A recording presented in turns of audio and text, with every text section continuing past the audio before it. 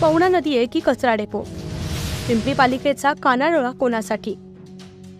पिंपरी चिंचवड शहराची तहान भागवणारी पवना नदीचं रूपांतर लवकरात लवकर कचरा कुंडीत होणार आहे. कारण नदीपात्रात कचऱ्याचे भरलेले अख्खे टेम्पो ट्रॅक्टर खाली केले जातात. स्थानिकांनी हे मोबाईल कॅमेऱ्यात कैद करत हे कृत्य समोर आणलंय. पण नदीची कचरा कुंडी बनवणारे हे बडे धेंडे नेमके कोण आहेत याचा सुगावा अद्यापही लागला नाही. गेल्या 2 वर्षांपासून बिनबोभाटा कारभार सुरू आहे. इतकंच नव्हे तर इथे भराव टाकून नदीचं पात्रही कमी करण्याचा खाट सुरू आहे, असा आरोप स्थानिकांनी केलाय.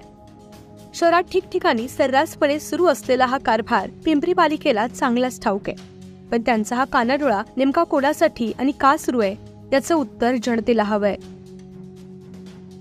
पाणी ह्या ठिकाणी भरपूर वाहतं आणि पूर परिस्थिती बऱ्याच वेळेस निर्माण झालेली आहे. 2 वर्षापूर्वी जेव्हा पिंपरी चिंचवडमध्ये म्हणजे पवना धरणातून बरंचसं पाणी सोडलं गेलं होतं, तेव्हा पाणी इकडं भराव खूप असल्याकारणाने पाणी जे आहे ते तिकडच्या बाजूला जातं आणि आम्ही पासरवाडीमध्ये वगैरे पाहिलेलं आहे की तिकडे पूर परिस्थिती निर्माण झालेली.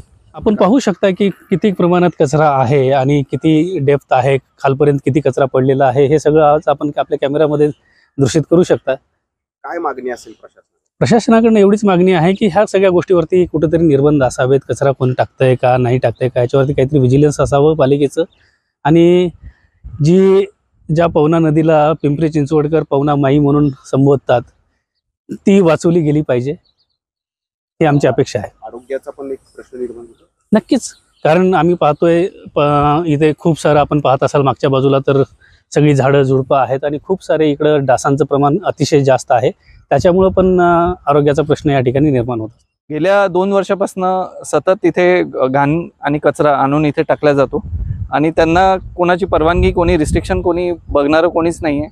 ही गल्ली आहे, बारीकशी गल्ली, त्या गल्लीतनं हे येतात आणि इथे डायरेक्ट कचरा अनलोड करतात. हे पात्र जवळपास डबल होतं, ही त्या कॉर्नरपर्यंत हे होतं, आता ते अर्ध झालं आहे. आणि इकडे तुम्ही पुढे जाल तर ते पात्र तुम्हाला लक्षात येईल की किती मोठं होतं आणि आता किती लहान झालं.